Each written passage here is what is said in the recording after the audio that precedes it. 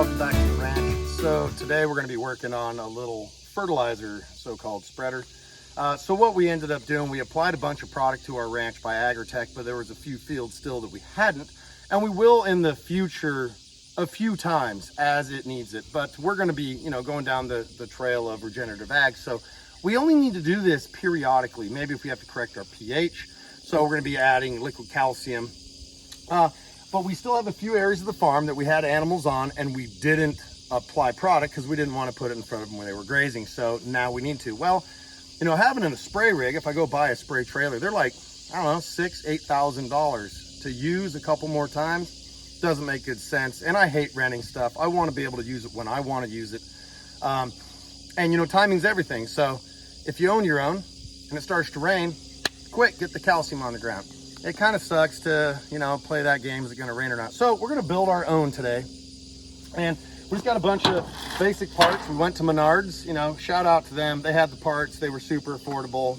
Had some great help there. Brock over there in Poplar Bluff. Thanks, buddy. Appreciate it. So we're going to build just a really simple pressurized so-called sprayer, but we don't actually want it to, I'm going to say, spray a fine mist because I want to get the product onto the soil. So what we're going to basically have is a pipe that goes across here, and there'll just be holes drilled in it, and it'll be more of a stream, a drip. And we're going to probably space them out maybe 10 inches apart. If a person wanted to down the road, you could thread into those small holes like some micro sprays for irrigation sprinklers. And if you wanted to put down an herbicide with this, it'll have the ability to do it. So check it out. Let's see what happens. First things first, we got a couple pieces 2x6 under there.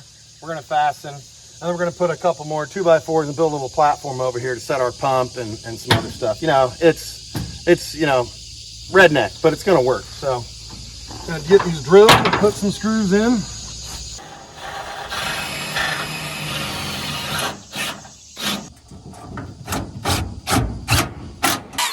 All right, we got a little Eastern red cedar here. Using for bottoms, so when we store this thing, this will be in contact with the ground and it shouldn't rot. All right, we're just putting our screws in at a steep angle because they're too long. So this will keep them from. Pick this pump up actually at Harbor Freight. It's the exact same pump that Menards carries, except for Menards didn't have one in stock. So went over to Harbor Freight, got it. And I didn't want to put a lot of money into this thing until we tested to make sure it was good. So this pump was like, I don't know, $100. So it does a little cast iron pump. And yes, fertilizers are corrosive. So if you don't flush this thing out well, it'll eat it up over time. But, whatever. You can always upgrade to some sort of a stainless pump or something with a bronze or brass impeller. But this is going to work for us for now.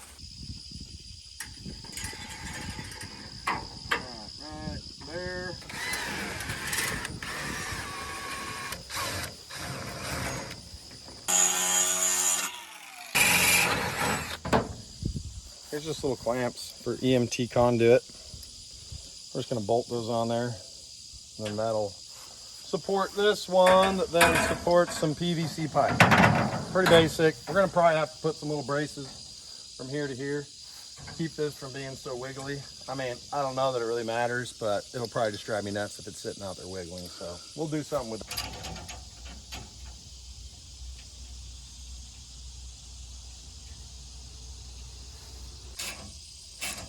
Okay, this one.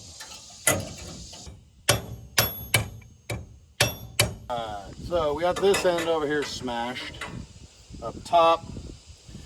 Now we're going to smash this one. So I have to know what angle to kind of mangle this thing. So I just have to eyeball it, what plane is. So that would be straight up.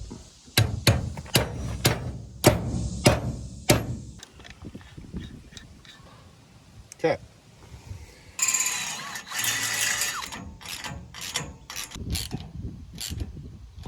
This isn't the greatest setup.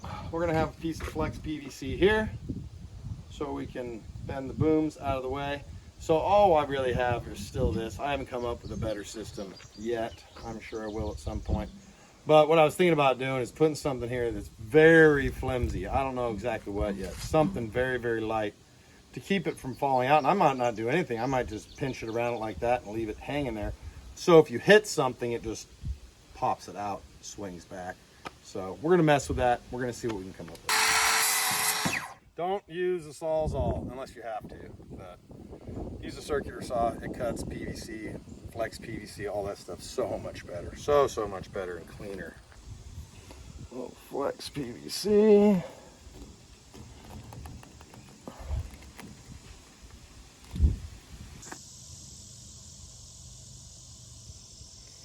Uh-oh. Oh, there we go. Pop that in there. Boom. Okay. Started anyway. I'll have my shit up top.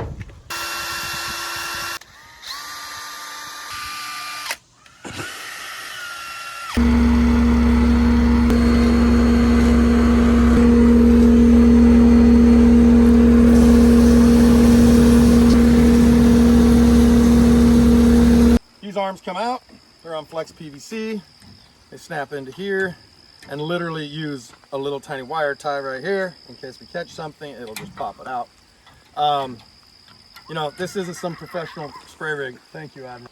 I didn't want to go spend 6 or 8 grand on some sort of fancy spray rig. And this cost us, I don't know, 220 bucks, maybe 240 bucks to build the whole thing, including the pump. So we already had this generator. Very simple setup here. We have a return line. We've got a pressure gauge, so we know what our rate is out here. I've already calibrated and done all the calculations to figure out hole size of the nozzles, how many there are, and what our flow rate is at 20 pounds. So that's what we shoot for in this, is 20 pounds. We can also recirculate to stir the product and mix. It's just a cheapy little Harbor Freight pump, 109 bucks. And like I said, we already had this generator, so that was convenient. So we're gonna go ahead and fill her up here. Show you, it's kind of handy. You don't have to get up on top if you want to refill. Just make sure your main valve is off. You can go ahead and pop this off, couple your hose to it, and then just simply fill from the bottom. You just want to make sure that, you know, you kind of time it right and get your water source shut down, and then shut this down immediately thereafter, especially if you're on a hydrant, because it'll back siphon and pull product back into your hose, possibly into your hydrant. You don't want to do that. But anyway, that's about it. We're going to take and do this.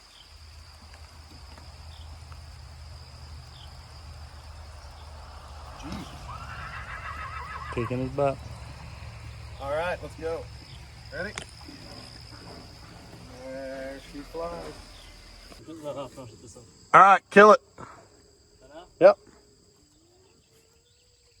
Boom. All right, perfect.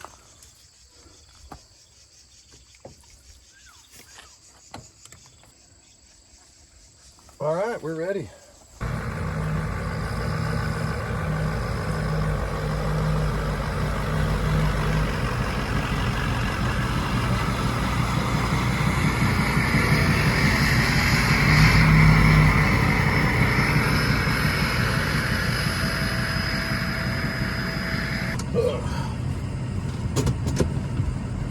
All right, one load completed. Worked perfect. Worked really good. We had one nozzle, or orifice, I should say, that's slightly clogged.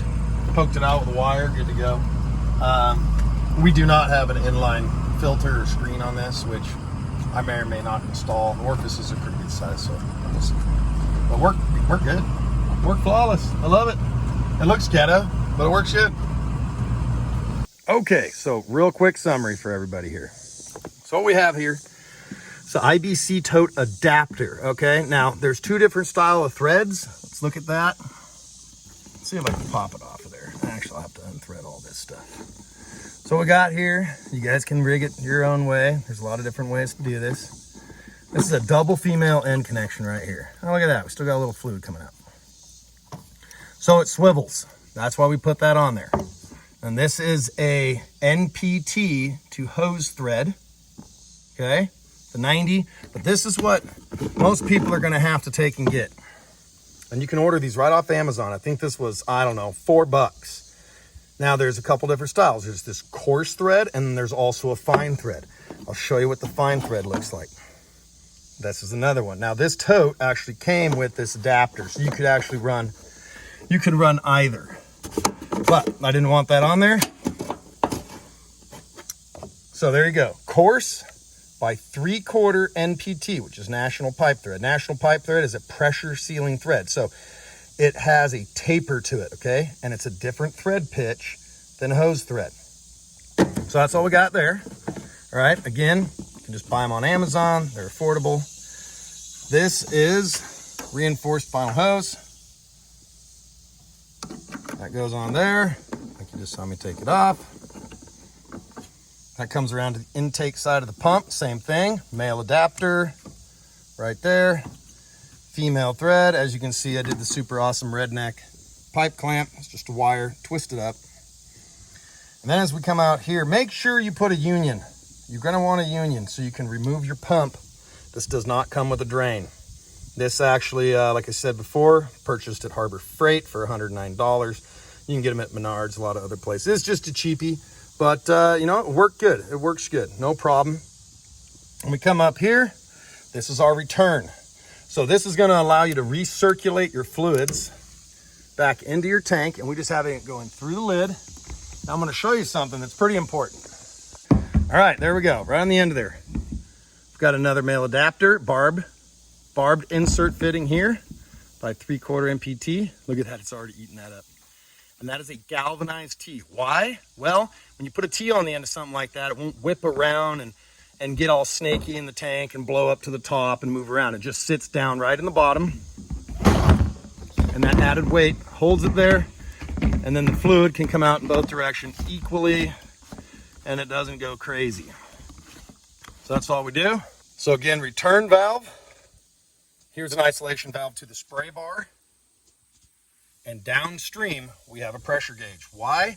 Well, this right here at any particular pressure, and you can get these charts online, they're going to be an orifice size, and you can get them for sprinklers. There's a lot of different manufacturers that have them online. So you'll know what orifice size to drill in your spray bar so you can understand what gallon per minute. So it's going to tell you at 20 GPM with a 5/64 bit will be X gallons per minute, whatever. So if you want to up your rate, you can just look at your chart again, crank it up to 30 pounds, whatever. And how you do that is by choking this one tighter and tighter. Less return going into the tank and or more fluid going to the spray bar. Now this here, well, I put this here mostly because you could control almost all of that right here. You can isolate that, open that, and now you're in full recirculation mode. So you can go ahead and mix your tank in place and or during transit so your solids don't end up on the bottom. So we come back here. This is just EMT conduit, 3/4 inch. You can make it beefier. This is pretty light, but it works. It wiggles. It works great though. We've got these little EMT conduit brackets. We just hose clamped it on the side of the cage here. Real simple. Comes back to a T. And then like you saw earlier in the video, just a couple pieces of flex PVC right here to allow these to swing out. Real simple, not rocket science, very basic. Anyone can build one of these.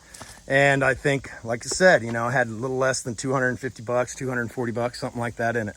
So if you want to use this rig for herbicide, once again, I drilled holes so it would spray streams. I did not want it covering the foliage, but if you want to spray an herbicide, just go ahead and put a bunch of T's in here, combo T's. So they're going to be slip by female thread coming out.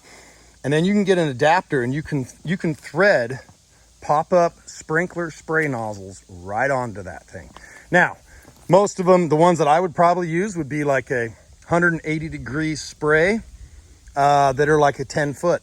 So you're only going to need 3. You're going to need one on the end, one here in the middle, and one on the other end. And that'll give you full coverage, overlapping, just about head-to-head coverage too. So it'll work really well. All right, folks. Well, there you have it. Another little DIY project here on the ranch that might help you on yours. So we sure appreciate it. Thanks for sticking around, and we'll see you on the next one.